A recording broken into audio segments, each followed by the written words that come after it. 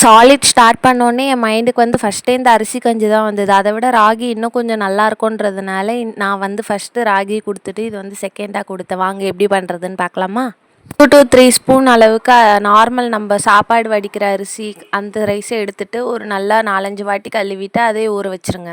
ஒரு 1/2 an hour ஊறினா போதும். நல்லா கையில் உடச்சி பார்த்தா உடையிற அளவுக்கு நல்லா அரிசி ஊறி இருந்தால் தான் நல்லா வந்து திக் பாலாக நமக்கு வந்து கிடைக்கும். இந்த அளவுக்கு நல்லா அரிசி ஊறுனதுக்கு அப்புறமா நம்ம வந்து திருப்பி ஒரு 2 டைம்ஸ் வந்து நம்ம நார்மல் தண்ணியில் அலசிட்டு நல்லா ஒயிட்டாக வரணும் அரிசி. அந்த அளவுக்கு நல்லா கழுவி எடுத்தால் தான் பால் வந்து நல்லாயிருக்கும். சேம் வந்து நம்ம ராகி பண்ண மாதிரி தான் 3 டைம்ஸ் வந்து நம்ம கிரைண்ட் பண்ணி எடுக்க போகிறோம். ஃபஸ்ட்டு டைம் வந்து நம்ம எடுக்கும்போது நல்லா அரிசி தண்ணி நிறைய ஊற்றிடாமல் அரிசியை ஃபஸ்ட்டு போட்டுட்டு அப்புறம் கொஞ்சமாக தண்ணி ஊற்றிட்டு ஃபில்ட்ரு பண்ணி எடுத்திங்கன்னா கொஞ்சம் வந்து திக்காக கிடைக்கும். சேம் அந்த திப்பி எல்லாமே வந்து செகண்ட் டைமும் நம்ம போட்டு கிரைண்ட் பண்ணி எடுத்தோன்னா நல்லா ஒரு செகண்ட் பால் கிடைக்கும்.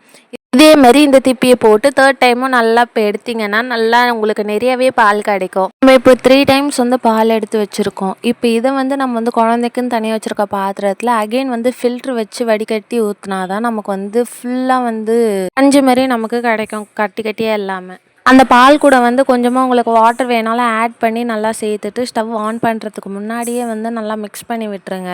ஸ்டவ் ஆன் பண்ணிட்டு லோ ஃப்ளேம்லேயே வந்து நல்லா மிக்ஸ் பண்ணி விட்டுட்டே இருங்க. உங்களுக்கு எவ்வளோ திக்காக வேணும்னா திக்காக, நான் வந்து 6 மந்த் பேபி இப்போ தான் வந்து நான் தரேன்றதுனால கொஞ்சம் லிக்விடாக தான் நான் வந்து தரேன். மிக்ஸ் பண்ணிகிட்டே இருக்கிறப்போ சாதம் நம்ம எப்படி வடிக்கும் போது எவ்வளோ பொங்கி வரும் அதே மாதிரி தான் பொங்கி வரும். நல்லா வந்து மிக்ஸ் பண்ணிகிட்டே இருங்க. அது வந்து கட்டிப்பட்டுரும் சீக்கிரமாகவே.